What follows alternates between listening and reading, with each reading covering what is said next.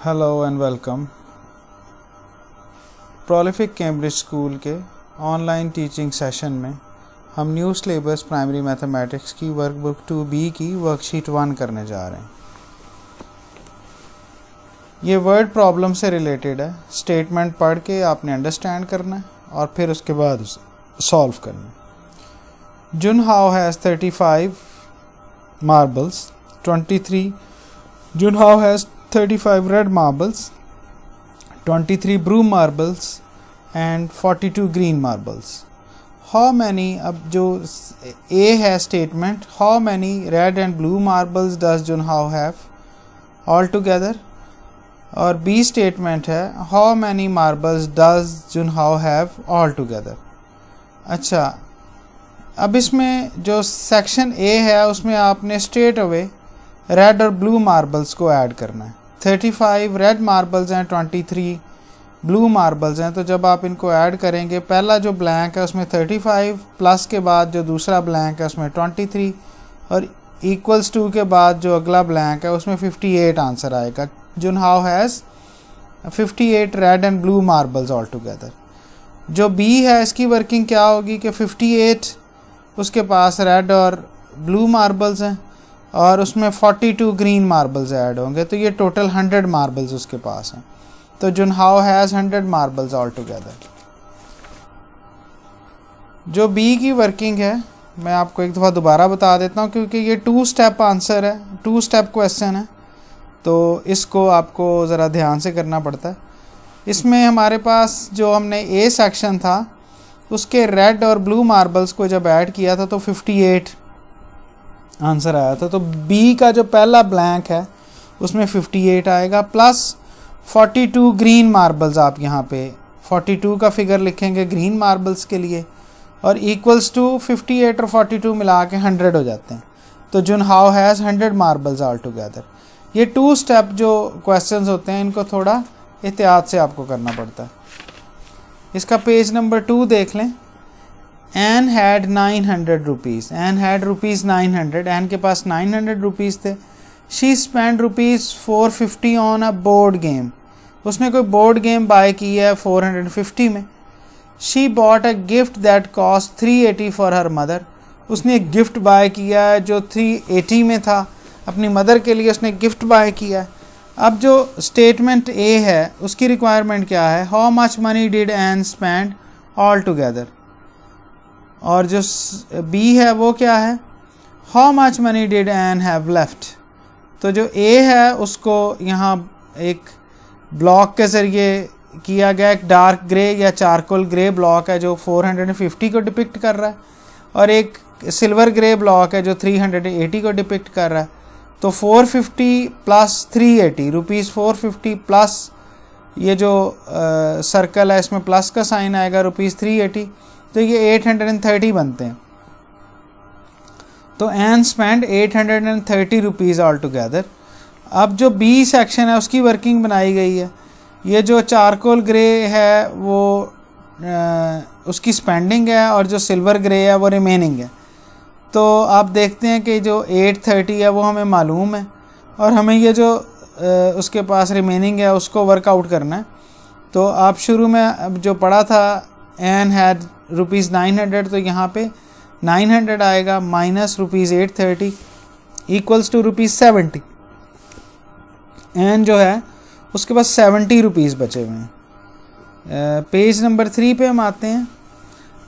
Box ए, page number 3 पे हम आते हैं। क्वेश्चन नंबर 3 है यहाँ पे। Box A has a mass of 270 gram. Box A is 70 gram heavier than box B. What is the mass of box B? ठीक है जी। तो आप जो box B है उसको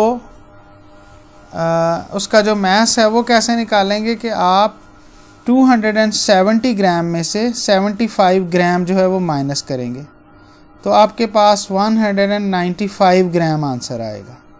ठीक है जी। तो आपका जो बॉक्स बी है उसका वज़न आएगा, उसका मैस आएगा 195 ग्राम। तो जो आपका बॉक्स ए है उसका वज़न था 270 ग्राम। यानी जो B है, what is the total mass of A and B box.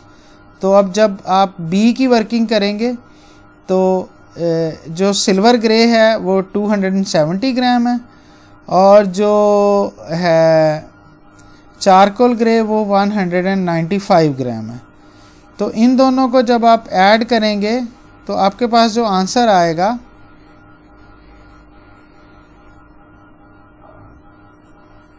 तो जो स्टेटमेंट बी थी, what is the total mass of box A and B.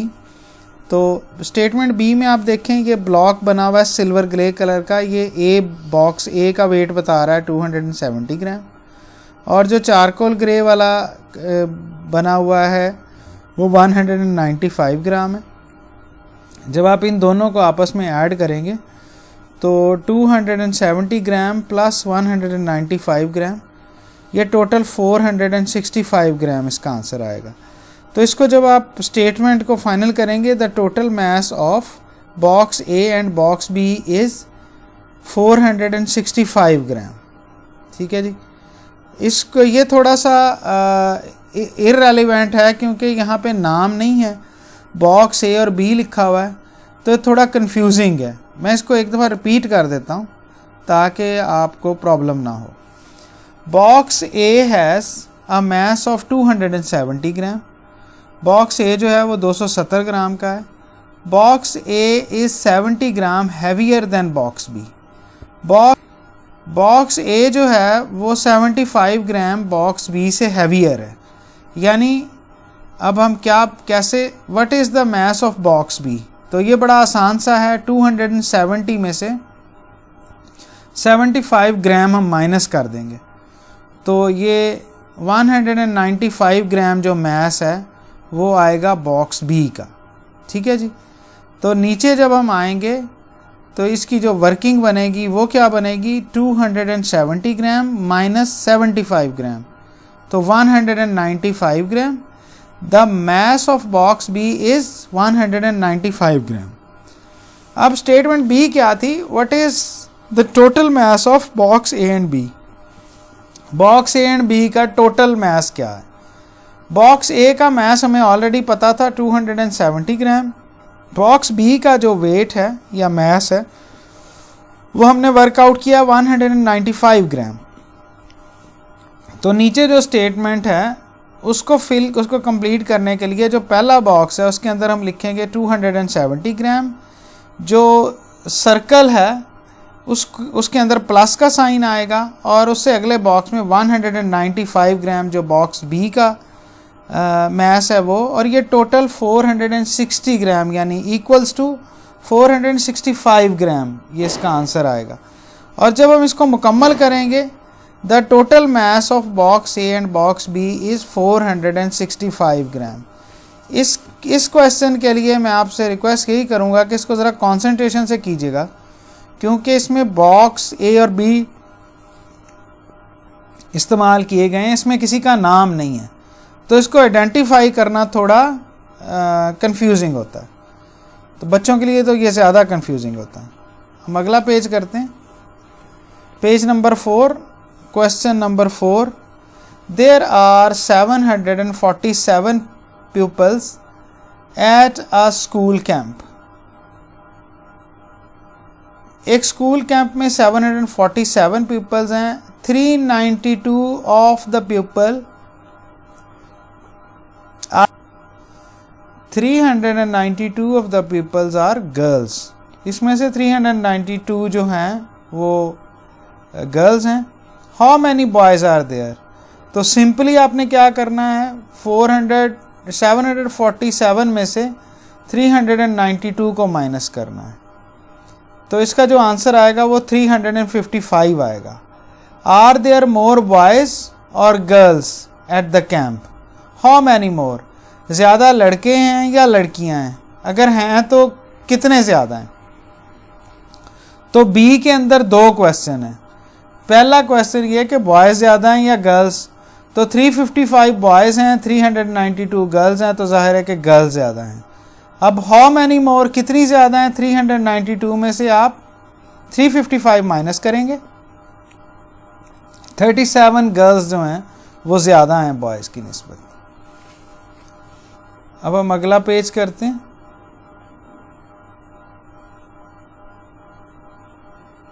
Page number 5। Bala and Sam had 550 stamps all together. Bala और Sam जो हैं उन दोनों के पास 550 स्टैम्प्स हैं। Sam gave away 95 stamps and had 229 stamps left. Sam जो है उसने 96 स्टैम्प्स जो हैं वो दे दिए और उसके पास 229 स्टैम्प्स बाकी हैं। तो पहला क्वेश्चन क्या है? Question is how many stamps did Bala have at first. Bala के पास पहले कितने स्टैम्प्स थे? तो ये बिल्कुल, तो जो आपने शुरू में पढ़ा है कि सैम के पास, ये बिल्कुल सिंपल है कि सैम ने शुरू में 96 स्टैम्प्स दे दिए और 229 उसके पास हैं। तो इसमें स्ट्रेट अवे आप 96 और 229 को प्लस करेंगे तो इसका जो आंसर आएगा वो आएगा 325। How many stamps did Bala have. Bala के पास कितने हैं? तो 550 में से अगर आप 325 माइनस करेंगे तो बाला के पास 225 स्टैम्प्स हैं। तो ये है स्टेटमेंट कंफ्यूजिंग है, लेकिन इसको सॉल्व करना बहुत आसान है। शुरू में ही आप सैम के दोनों स्टैम्प्स को प्लस कर लें और टोटल में से माइनस कर दें। तो जो सैम के टोटल स्टैम्प है 325 है, उसको आप 550 से माइनस करें, 225 बच जाता है। जब 325 सैम के हैं तो जाहिर है कि जो बाकी हैं ऑब्वियसली रिमेनिंग जो 225 हैं वो बाला के। तो ये इस तरह से सॉल्व होगा। पेज नंबर 6 पे आ जाएं।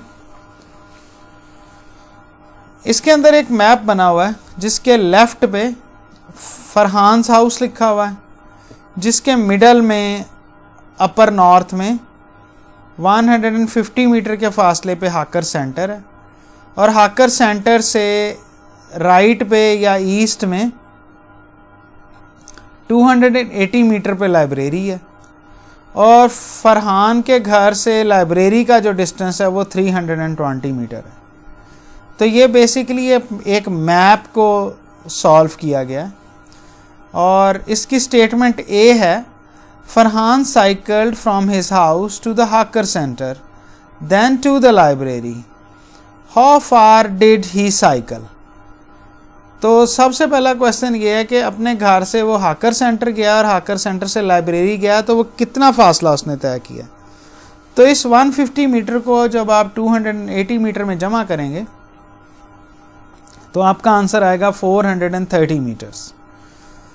फरहान जो 20 क्वेश्चन है वो है, Farhan cycled 320 metre from library back to his house. How much shorter was his journey back home. जाते हुए उसने दो जगह को टच किया है, एक हाकर सेंटर को और दूसरा लाइब्रेरी को, और वापस आते हुए वो लाइब्रेरी से स्ट्रेट अवे घर आया है। तो जाहिर है कि उसका जो ये डिस्टेंस है वो कम है।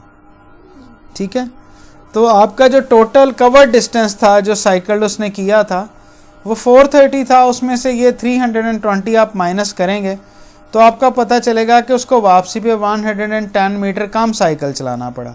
तो उसका ये जो जर्नी था 110 मीटर शॉर्टर था as compare to his first journey. ठीक है जी, आपको अगर इस वीडियो में से कोई चीज़ समझ ना लगे तो आप इस वीडियो को ज़रा दोबारा देखिएगा, उस हिस्से को ख़ास तौर पे जो आपको समझ नहीं आया उसको पॉज करके आराम से तसल्ली से देखें, क्योंकि वर्ड प्रॉब्लम जो हैं वो कन्फ्यूजन यानी बच्चे के कॉन्सेप्ट को टेस्ट करने के लिए कि उसने कितना गेट किया है, थोड़ी कंफ्यूज डिज़ाइन की जाती है, थोड़ी कंफ्यूजिंग भी होती हैं और आप इसमें कहीं पे स्टक भी होते हैं। तो आपने इसका जो भी पार्ट है उसको दोबारा सुन लीजिएगा, फिर भी समझना है अपने कमेंट्स में बताइएगा, हम आपको इसकी क्लैरिफिकेशन जो है फर्दर भी दे देंगे। इसकी जो अगली वर्कशीट्स हैं वो अपनी अगली वीडियोस में हम आपके साथ शेयर करेंगे।